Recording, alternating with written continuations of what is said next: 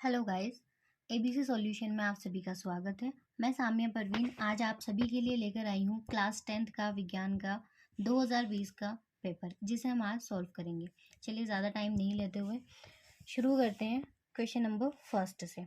तो question number first है, इस प्रश्न के प्रत्येक खंड के उत्तर में 4 विकल्प दिए गए हैं।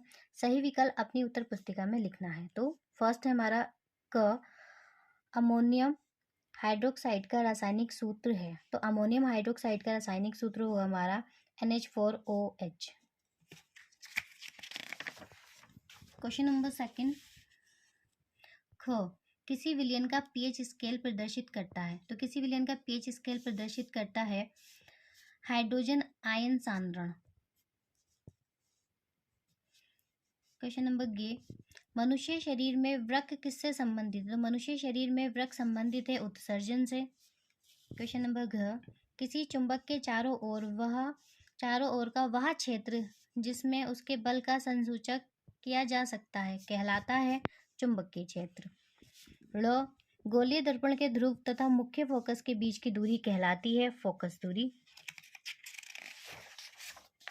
नेक्स्ट क्वेश्चन है च, किसी पारिस्थितिकी तंत्र में जो जीव उत्पादक द्वारा उत्पादित भोजन पर प्रत्यक्ष अथवा परोक्ष रूप से निर्भर रहते हैं कहलाते हैं उपभोक्ता।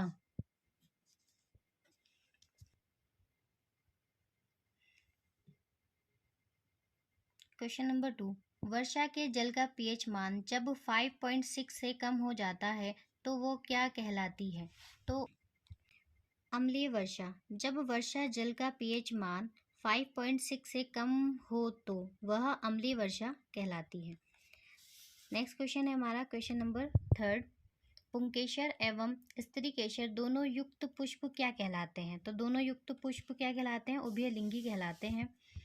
पुंकेसर एवं स्त्रीकेसर युक्त पुष्प उभयलिंगी पुष्प कहलाते हैं। आप लोगों की सहायता के लिए मैं साथ साथ लिखा हुआ भी आप लोगों को दिखा रही हूँ ताकि आप इजीली इसको लिख सकें। नेक्स्ट क्वेश्चन देखते हैं क्वेश्चन नंबर 4, कोई विद्युत बल्ब 220 वोल्ट के जनन से संयोजित है। बल्ब से 0.50 एम्पियर विद्युत धारा प्रवाहित होती है। बल्ब की शक्ति ज्ञात कीजिए। तो देखिए यहाँ पर इन्होंने हमें V दे रखा है, एम्पियर धारा दे रखी है, शक्ति यानी P पूछ रखा है। तो सिंपल हम क्या करेंगे, V दे रखा है 220, I एम्पियर दे रखा है 0.50 और हमें P यानी पावर निकालनी है। तो सूत्र हमारा P इजिकल टू VI। तो P इजिकल टू V का मान है हमारा 220 गुणा 0.50 हमारा I का मान है, ये वो रखेंगे। यहाँ से पॉइंट हटा करके हम क्या करेंगे, 2 जीरो लगाएंगे, 1 जीरो से 1 जीरो काटेंगे, 1 जीरो से 1 जीरो काट देंगे। 22 और 5 की गुणा करेंगे तो 22 पंजे 110, तो पावर हमारी आई 110 वॉट। बल्ब की शक्ति 110 वॉट होगी। ये आप लोगों के लिखने के लिए फॉर्मेट दिया गया है। अगला क्वेश्चन है क्वेश्चन नंबर 5, एक व्यक्ति दूर की वस्तुओं को तो स्पष्ट देख सकता है परंतु निकट रखी वस्तुओं को सुस्पष्ट नहीं देख पाता। उस व्यक्ति में कौन सा दृष्टि दोष होगा। देखिए जब वो व्यक्ति दूर की वस्तुओं को स्पष्ट देख पा रहा है तो उसे क्या होगा, दूर दृष्टि दोष होगा।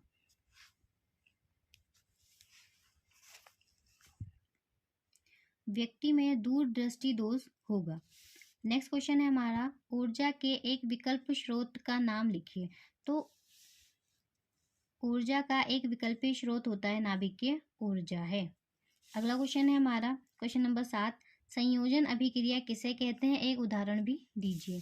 तो संयोजन अभिक्रिया वह अभिक्रिया जिसमें दो तत्व संयोजित होकर एक नए यौगिक का निर्माण करते हैं संयोजन अभिक्रिया कहलाती है। जैसे प्लास्टर ऑफ पेरिस में अगर हम जल मिला दें तो जिप्सम तैयार होता है। CSO4 into half H2O plus half 1/2 H2O अगर इक्वल टू आ जाएगा CaSO4 इंटू 2H2O, यानी प्लास्टर ऑफ पेरिस और जल मिलकर के जिप्सम बनाते हैं। यहाँ पर आप थ्योरी में भी लिखेंगे, उपयुक्त अभिक्रिया में प्लास्टर ऑफ पेरिस व जल संयोजित होकर जिप्सम का निर्माण करते हैं। क्वेश्चन नंबर 8, अभिक्रियाशीलता के आधार पर धातुओं को कितने वर्गों में विभाजित किया जा सकता है, नाम लिखिए। तो अभिक्रियाशीलता के आधार पर धातुओं को 2 वर्ग में विभाजित किया जा सकता है। नंबर 1, कम अभिक्रियाशील वस्तुएं, नंबर 2 अधिक अभिक्रियाशील वस्तुएं। तो कम अभिक्रियाशील वस्तुएं वो होती हैं जिनका स्थान सक्रियता श्रेणी में हाइड्रोजन से नीचे हो, कम अभिक्रियाशील तत्व कहलाते हैं, जैसे Au गोल्ड, Ag सिल्वर। अधिक अभिक्रियाशील तत्व होते हैं जिनका स्थान सक्रियता श्रेणी में हाइड्रोजन से ऊपर हो, अधिक अभिक्रियाशील तत्व कहलाते हैं, जैसे Na sodium, Fe iron. Next question की ओर चलते हैं। क्वेश्चन नंबर 9, स्वयंपोषी तथा विषमपोषी में क्या अंतर है? प्रत्येक का एक उदाहरण भी दीजिए। तो स्वयंपोषी वे जीवधारी जो ऊर्जा हेतु अपना भोजन स्वयं निर्मित करते हैं, स्वपोषी या स्वपोषी जीव कहलाते हैं। ये स्वयं से अपना खाना तैयार करते हैं, इसलिए इनको स्वयंपोषी भी कहा जाता है, जैसे हमारे हरे पौधे। नेक्स्ट है विषमपोषी, वे जीवधारी जो ऊर्जा हेतु स्वयं अपना भोजन निर्मित नहीं कर सकते, अपितु दूसरे जीवधारियों पर आश्रित होते हैं, विषमपोषी कहलाते हैं, जैसे मनुष्य। क्वेश्चन नंबर 10, अग्नाशयिक रस में पाए जाने वाले 2 एंजाइमों के नाम लिखिए। तो यहाँ पर सिर्फ 2 एंजाइमों के आपको नाम लिखने हैं, तो आप डायरेक्ट लिख सकते हैं। एंजाइम है ट्रिप्सिन, एमाइलेज। नेक्स्ट क्वेश्चन है क्वेश्चन नंबर 11, हाइड्रा में मुकुलन केवल चित्र द्वारा समझाइए। तो देखिए हाइड्रा में आपको मुकुलन समझाना है। हाइड्रा में मुकुलन, तो सिंपल हम क्या करेंगे, एक पेड़ की शेप का कुछ बनाएंगे और यहाँ पर एक छोटा सा निकाल देंगे, इसकी कोई भी ये शाखाएं टाइप बना देंगे। नेक्स्ट एक पेड़ और बनाएंगे। अब क्या हुआ देखिए, इस पेड़ में क्या हुआ, ये विकसित हो गया। पहले मुकुलन हमारा हुआ, फिर ये मुकुलन विकसित हुआ। अब अगले पेड़ में क्या होगा, ये जो मुकुलन यहाँ विकसित हुआ था, अब ये एक नई संतति बन के तैयार हो जाएगा। थ्योरी में देख लेंगे इसका। हाइड्रा में मुकुलन, उपयुक्त प्रकार से हाइड्रा में मुकुलन होता है जिसमें सर्वप्रथम मुकुलन निकलता है, वह विकसित होकर नई संतति निर्मित होती है, जैसे इसमें नई संतति का ये निर्माण हो गया। ठीक है। नेक्स्ट क्वेश्चन नंबर 12, 8 ओम प्रतिरोध का कोई विद्युत हीटर विद्युत मेष से 2 घंटे तक 15 एम्पियर विद्युत धारा लेता है। हीटर में उत्पन्न ऊष्मा की दर परिकलित कीजिए। तो यहाँ पर क्या बतानी है, दर बतानी है। देखिए क्वेश्चन से पता लग रहा है हमें, आर हमें दे रखा है 8 ओम, टी यानी समय उन्होंने दिया है 2 आर यानी 2 घंटे, आई दिया है 15 एम्पियर।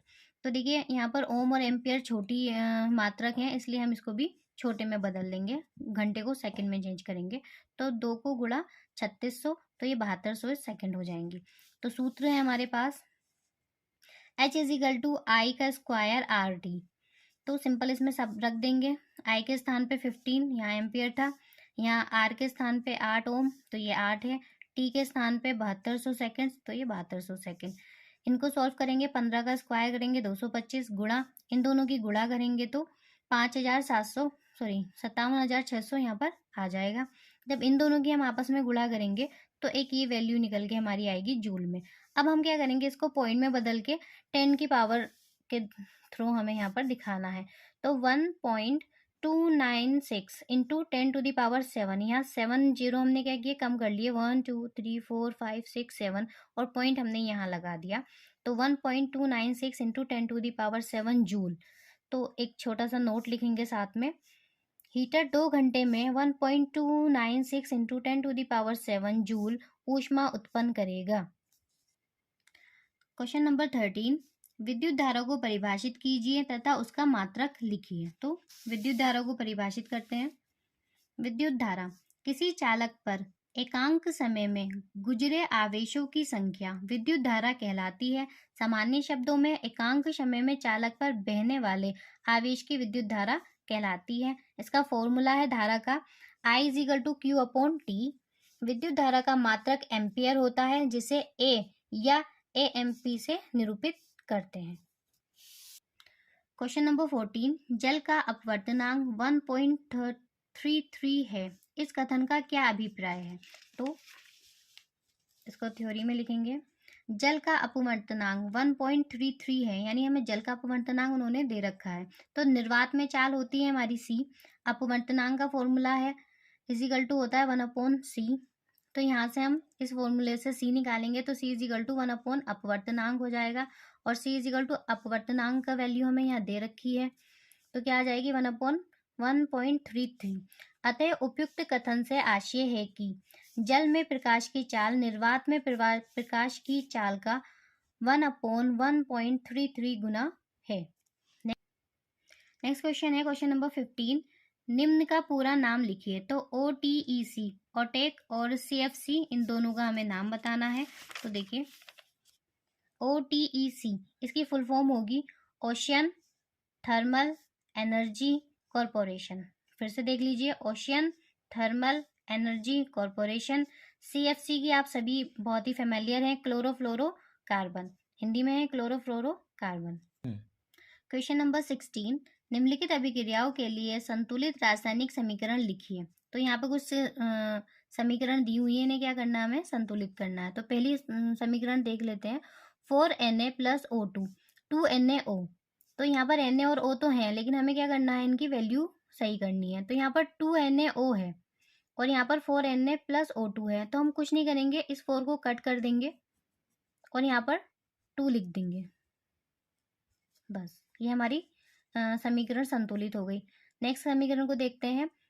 Fe2O3 + 2Al, तो सामने है Al2O3 + Fe। तो देखिए यहाँ पर Fe कितनी है, 2 है, बाकी O3 है, O3 है, Al 2 है तो Al 2 है।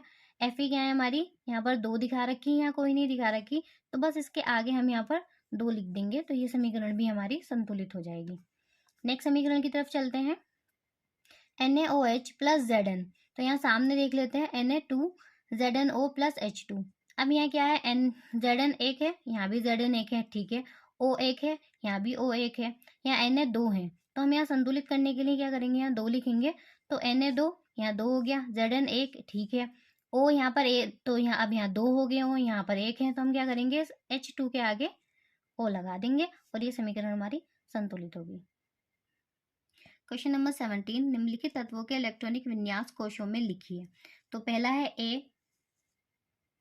Al एल्यूमिनियम यानी 13, Mg मैग्नीशियम यानी 12, Na सोडियम यानी 11। तो हमें क्या करना है, इनका इलेक्ट्रॉनिक विन्यास करना है। तो इलेक्ट्रॉनिक विन्यास आप सभी को वैसे आता होगा, फिर भी हम एक बार देख लेते हैं रिटर्न में। Al एल्यूमिनियम, KLMn, पहली कक्षा में 2, दूसरी में 8 और तीसरी में कितने बचे, 8 और 2 10, 10 और 3 13। तो ये एल्यूमिनियम का हुआ। मैग्नीशियम का हो गया 12, तो 12 में पहली कक्षा में 2, फिर 8, फिर तीसरी कक्षा में 2, चौथी कक्षा तक ये पहुँचे नहीं। Na है सोडियम, तो पहली कक्षा में 2, दूसरी में 8, पहली में 1, ये 11 हो गए, चौथी में ये पहुँचे नहीं, तो ये इनका इलेक्ट्रॉनिक विन्यास कंप्लीट हुआ KLMN की पद्धति में। Question number 18। एक्वारेजिया निर्माण में किन किन अम्लों का प्रयोग होता है। एक्वारेजिया आप सभी को पता होगा, अम्लराज के लिए कहा जाता है, तथा उनका अनुपात कितना होता है। एक्वारेजिया की एक विशेषता लिखिए। तो एक्वारेजिया अम्लराज।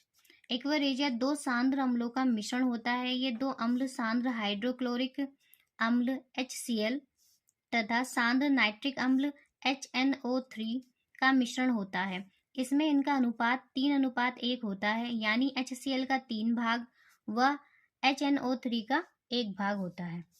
इसकी विशेषता है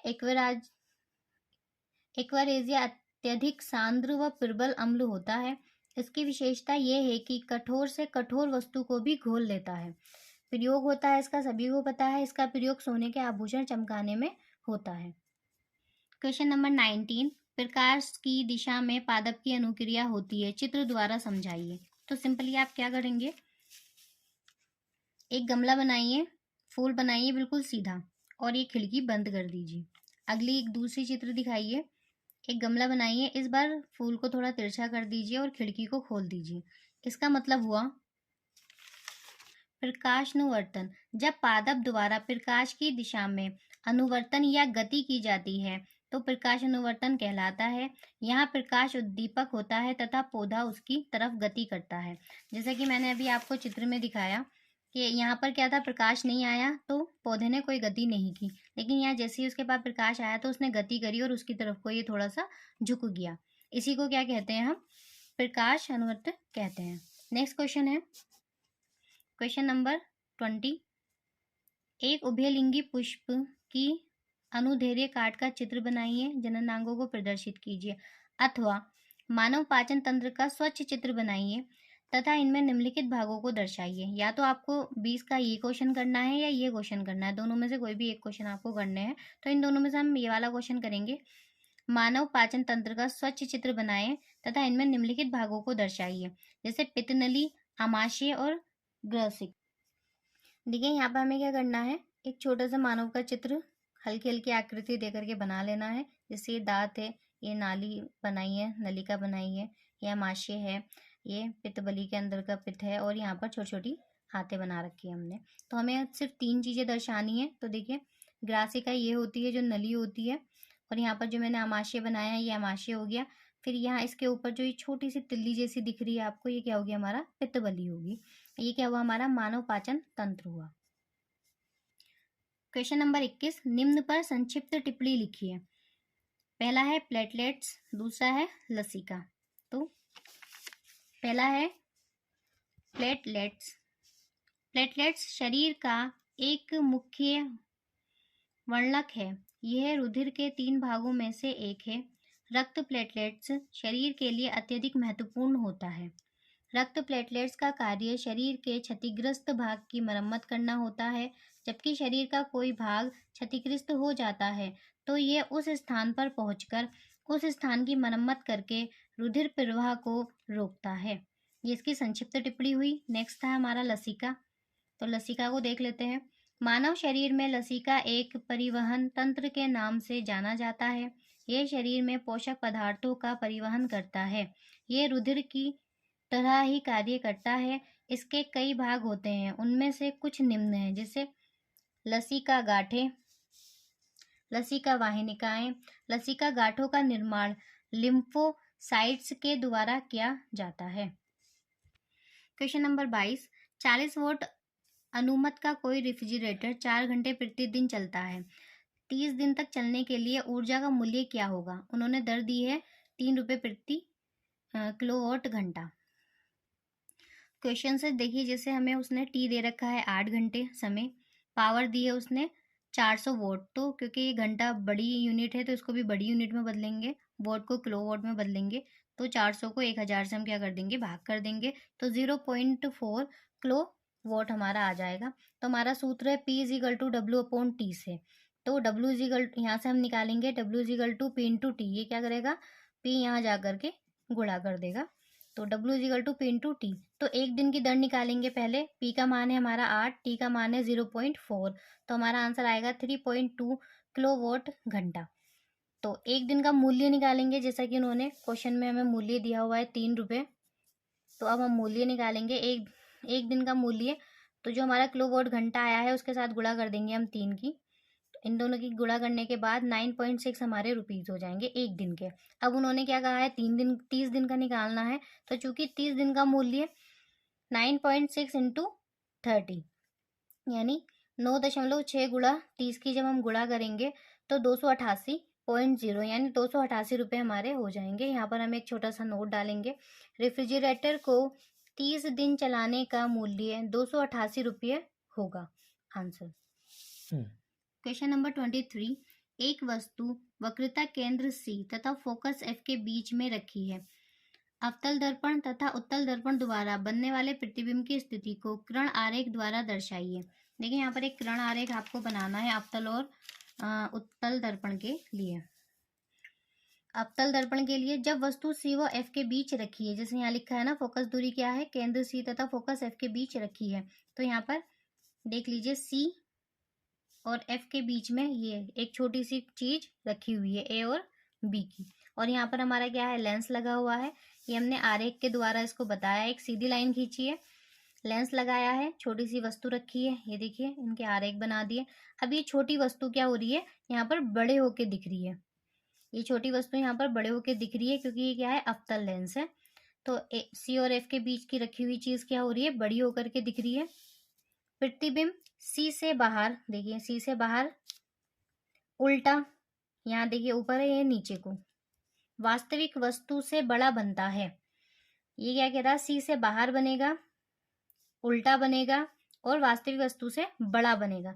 ये इससे, ये देखिए यहाँ छोटा है, यहाँ पर ये इसका प्रतिबिंब बड़ा बन रहा है, सी से बाहर भी है और क्या है, ऊपर से ये नीचे यानी उल्टा भी है। नेक्स्ट देख लेते हैं उत्तल दर्पण। इसमें क्या करना है, एक सीधी लाइन लेनी है, वही सी से वो अनंत तक वाला है। यहाँ पर हमने एक फोकस लिया है, ये चीज रखी है, ये देखिए, ये यहाँ से यहाँ देखिए, इसमें आपको लेंस की एक फोकस लाइन बनानी है, यहाँ से आरेख खींचने हैं एफ से लेकर के ऊपर को, फिर यहाँ सी से आपको यहाँ इसको कनेक्ट कर देना है और सी बना देनी है। ये अच्छे से आपको बनाना आता होगा। तो उत्तल दर्पण में वस्तु कभी भी सी व एफ के नहीं रखी जाती, बीच में नहीं रखी जाती, क्योंकि इसमें सदैव सी व एफ दूसरी ओर होते हैं। उत्तल दर्पण में केवल दो शर्तें होती हैं, जब वस्तु अनंत पर हो तथा जब वस्तु ध्रुव P व अनंत के बीच हो। उपयुक्त चित्र में वस्तु P व अनंत के बीच है। क्वेश्चन नंबर 24, निम्न पर संक्षिप्त टिप्पणी लिखिए। तो नाभिकीय ऊर्जा और भूतापीय ऊर्जा पे हमें संक्षिप्त टिप्पणी लिखनी है। तो फर्स्ट है नाभिकीय ऊर्जा। नाभिकीय ऊर्जा ऊर्जा का एक वैकल्पिक स्रोत है, जैसा कि अभी हमारे शॉर्ट क्वेश्चन में भी आया था। नाभिकीय ऊर्जा ऊर्जा का क्या है, एक वैकल्पिक स्रोत है। इसके द्वारा अत्यधिक ऊर्जा उत्पादित की जा सकती है। नाभिकीय ऊर्जा भी दो प्रकार की होती है। नंबर 1 नाभिकीय संलयन और नाभिकीय विखंडन। तो पहला है नाभिकीय संलयन। इसमें दो तत्वों के संलयन के पश्चात अत्यधिक ऊर्जा उत्पादित होती है तथा इसका प्रयोग किया जा सकता है। जैसे 1H2 plus 1H2 is equal to 1H3 plus 1H1 plus, यहाँ पर ये पावर जनरेट हो गई, यानी दो तत्व मिलके पावर यहाँ पर जनरेट करते हैं। किसमें, नाभिकीय संलयन में। अब नाभिकीय विखंडन की बात कर लेते हैं। नेक्स्ट है नाभिकीय विखंडन। तो नाभिकीय विखंडन में किसी एक तत्व पर इलेक्ट्रॉन की बमबारी की जाती है तथा इससे भी ऊर्जा उत्पादित की जा सकती है। देखिए UR92 UR235 plus 0N1 equal 92 UR236 equal 58 BD39 plus 34 KR94 plus 309N1 plus ऊर्जा। जिसे महासंलयन में क्या था, दो तत्व मिलके वहां पर ऊर्जा को बना रहे थे और बढ़ा रहे थे। यहाँ विखंडन है, यहाँ पर एक चीज को तोड़ के बहुत सारी चीजों में बदला जाता है और उससे अलग अलग ऊर्जा का अलग अलग रूप निकलता है। नेक्स्ट है भूतापीय ऊर्जा। वर्तमान में ऊर्जा संकट से बचने के लिए मानव द्वारा विभिन्न प्रकार के ऊर्जा स्रोत खोजे जा रहे हैं, जिनमें से एक भूतापीय ऊर्जा है। भूतापीय ऊर्जा को विच्छेद करें तो यह भू प्लस तापीय से मिलकर बना है। भू का अर्थ है धरती व तापीय का अर्थ गर्मी। भूतापीय ऊर्जा से भूमि की गर्मी द्वारा जल को वाष्पीकृत करके उससे टरबाइन चलाकर ऊर्जा बनाई जा सकती है, अतः ये ऊर्जा का एक अच्छा साधन है। क्वेश्चन नंबर 25 क दो उत्कृष्ट गैसों का नाम लिखिए। दो उत्कृष्ट गैसें निम्नलिखित हैं। Number 1 helium, number 2 neon. Question 25 का ख मेडलीफ ने अपनी आवर्त सारणी तैयार करने में कौन सा मापदंड अपनाया था। तो कौन सा मापदंड अपनाया था, मेडलीफ ने अपनी आवर्त सारणी में द्रव्यमान का मापदंड अपनाया। उसकी आवर्त सारणी का नियम था तत्वों के भौतिक एवं रासायनिक गुण उनके द्रव्यमान के आवर्तीय फलन होते हैं। नेक्स्ट क्वेश्चन 25 का ग एल कोश में अधिकतम कितने इलेक्ट्रॉन हो सकते हैं। ये तो आप सभी को पता होगा, एल कोश में अधिकतम 8 इलेक्ट्रॉन्स हो सकते हैं। कितने हो सकते हैं, 8 इलेक्ट्रॉन्स हो सकते हैं। क्वेश्चन नंबर घ सोडियम एथोक्साइड का रासायनिक सूत्र लिखिए। तो सोडियम एथोक्साइड का रासायनिक सूत्र है C2H5ONa। क्या है, C2H5ONa सोडियम एथोक्साइड का रासायनिक सूत्र। क्वेश्चन नंबर 26 ऊष्माक्षेपी एवं ऊष्माशोषी अभिक्रिया की परिभाषा दीजिए। दोनों के एक एक उदाहरण भी दीजिए। अथवा को और खो यहाँ पर करना है। निम्न के रासायनिक सूत्र एवं एक उपयोग लिखिए। धावन सोडा, बेकिंग सोडा। सेकंड है धातुओं एवं अधातुओं में दो अंतर लिखिए। तो हम यहाँ पर करेंगे क और ख को। क पहला है धावन सोडा और दूसरा है बेकिंग सोडा। पहला है धावन सोडा क का Na2CO3 इंटू 10H2O। ये इसका क्या है, रासायनिक सूत्र है और इसका एक उपयोग है कठोर जल को मृदु करने में तथा अपमार्जक के रूप में ये प्रयोग किया जाता है। नेक्स्ट है हमारा बेकिंग सोडा। बेकिंग सोडा, तो यहाँ बेकिंग सोडा का फॉर्मूला है, सूत्र है NaHCO3। NaHCO3 उपयोग है प्रति अम्ल के रूप में तथा केक, बिस्किट, पावर रोटी को फुलाने में, जो बेकरियों में यूज होता है बेकिंग सोडा। ख धातुओं एवं अधातुओं में दो अंतर लिखिए। तो धातु पहला है धातुओं में धात्विक चमक होती है। अधातुओं में आयोडीन को छोड़कर कोई चमक नहीं होती है। नंबर 2 है धातुएं आघातवर्धीय होती हैं, जबकि अधातुओं में ऐसा कोई गुण नहीं पाया जाता है। क्वेश्चन नंबर 27 का क उपार्जित लक्षणों से क्या अभिप्राय है। तो उपार्जित लक्षण किसी जीव द्वारा अपने जनक द्वारा प्राप्त किए गए लक्षण उपार्जित लक्षण कहलाते हैं। ये डीएनए में होते हैं, वह डीएनए द्वारा ही अन्य पीढ़ियों में पहुंचते हैं। ये क्या होते हैं, पूरी तरह से जेनेटिक होते हैं। जैसे हमारी मम्मी से हमें मिले, हमसे हमारे बच्चों को मिलेंगे, तो ये क्या होते हैं, एक जीव का दूसरे जीव तक ये पहुंचते हैं। क्या है, ये जेनेटिक होते हैं। बट ऐसा नहीं है कि पड़ोस से आपको आ जाए, पड़ोस से नहीं आएंगे, जब भी आएंगे आपके पेरेंट्स में से ही आएंगे। सेकेंड है इसका ख कोई 4 अंतःस्रावी ग्रंथियों के नाम लिखिए। तो 4 अंतःस्रावी ग्रंथियों के नाम हैं। नंबर 1 थायराइड ग्रंथि, नंबर 2 पीयूष ग्रंथि, नंबर 3 अग्नाशय ग्रंथि, नंबर 4 पित्ताशय यानी यकृत। ठीक है। क्वेश्चन नंबर 28 का क ख या अथवा में क ख ग या घ। तो हम करेंगे 28 का पहला क्वेश्चन में क और ख करेंगे। 28 का क है 15 वैभव विभवांतर के दो बिंदुओं के बीच 5 कूलाम आवेश को ले जाने में कितना कार्य किया जाता है। तो देखिए यहाँ सवाल में हमारा दे रखा है V पहले दे रखा है वोल्ट 15, फिर Q आवेश दे रखा है 5 कूलाम, वॉट हमारा हमें निकालना है। तो सूत्र है हमारा V = W/Q से।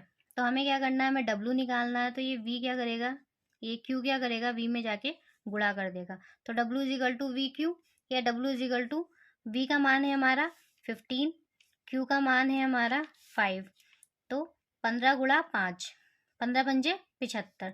तो हमारी वो क्या आ जाएगा, वोट आ जाएगा 75 जूल। तो यहाँ पर एक नोट डालेंगे, अतः 75 जूल कार्य किया जाएगा। 28 का ख 5 ओम के 4 प्रतिरोध निम्न प्रकार से किसी परिपथ में जुड़े हुए हैं। परिपथ का तुल्य प्रतिरोध R ज्ञात कीजिए। हमें क्या निकालना है, तुल्य प्रतिरोध R निकालना है। हमें ये परिपथ दिया हुआ है, दो अलग अलग उसमें यहाँ पर क्या है, 4 प्रतिरोध यहाँ पर जुड़े हुए हैं। हम क्या करेंगे, इसको यहाँ पर R1 और इसको R2 मान लेंगे। ऐसे यहाँ पर R3 और इसको R4 मान लेंगे। इसको हम यहाँ से सॉल्व करना शुरू करेंगे। ये हमारा पूरा परिपथ है, वही R1 = 5 ओम जैसा कि क्वेश्चन में है। R2 भी क्या है हमारा 5 ओम, R3 भी और R4 भी। तो यहाँ से शुरू करेंगे। R1 व R2 को समांतर क्रम में जोड़ने पर, तो 1/R5 हमें क्या करना, 1/R5 और 6 निकालना है। तो पहले हम 5 निकालेंगे 1/R1 और R2 से। तो 1/R5 = 1/R1 + 1/R2। तो 1/R5 का R1 और R2 का जो मान है वो क्या है हमारा 5 ओम।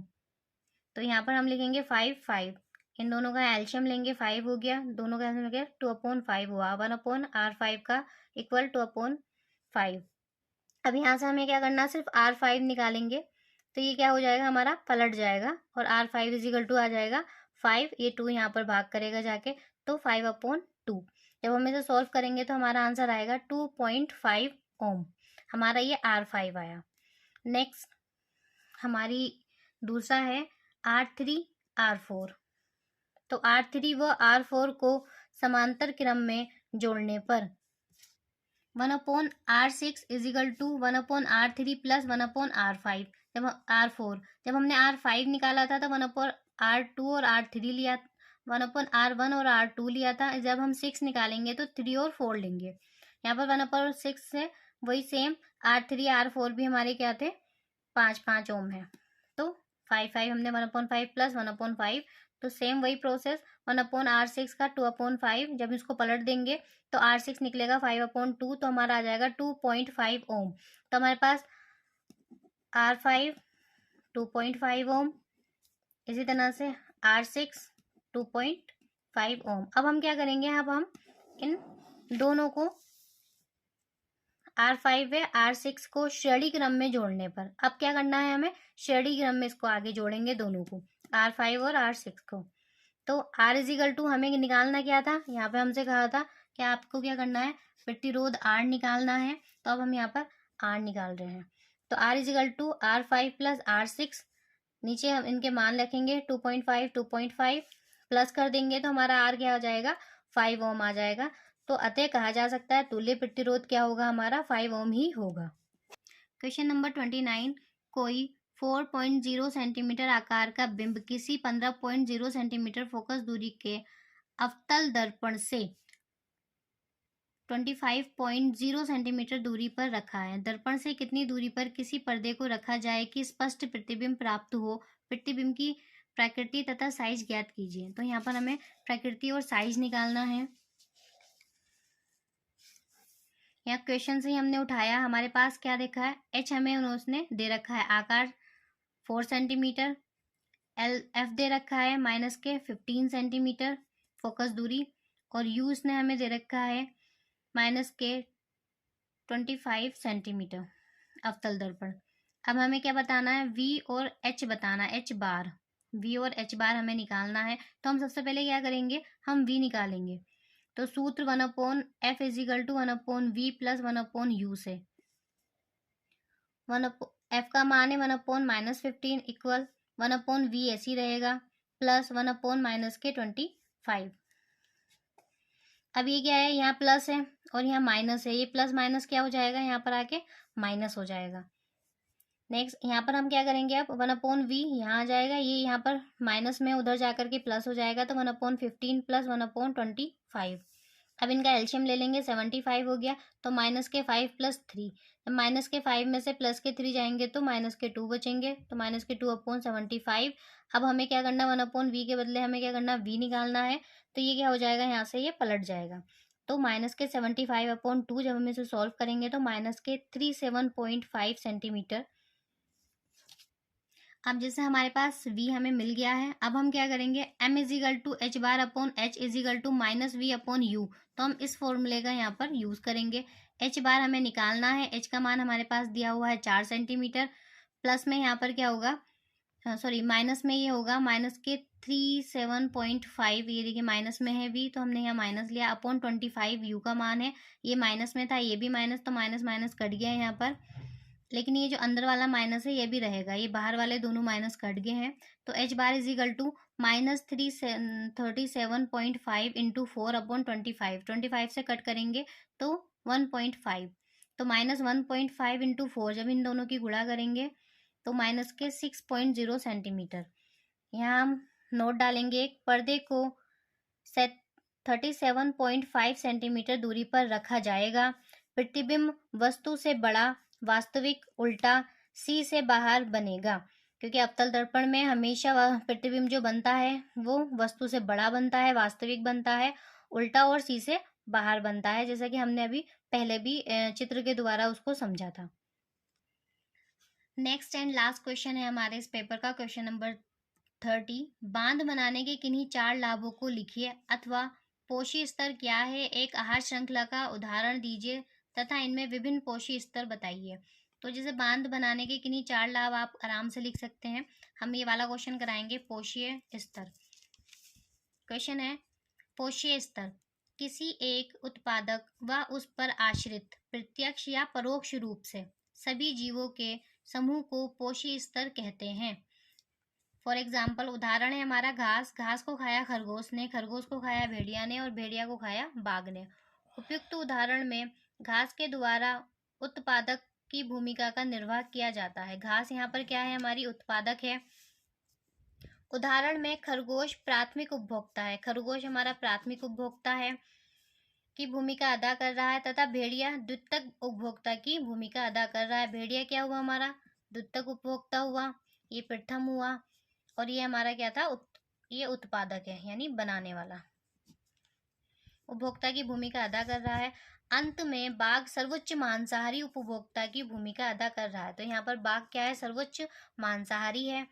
अतः कहा जा सकता है घास से बाघ तक एक पोष्य स्तर है। घास से खरगोश ने ऊर्जा ली, खरगोश से भेड़िए ने ऊर्जा ली व अंत में बाघ ने ऊर्जा ग्रहण की व सभी ने एक पोष्य स्तर का निर्माण किया। इस प्रकार हमारा ये 2020 का पेपर कंप्लीट होता है। आगे भी अगर आपको ये पेपर रेगुलर चाहिए तो हमारे चैनल को लाइक शेयर सब्सक्राइब करें। Thank you.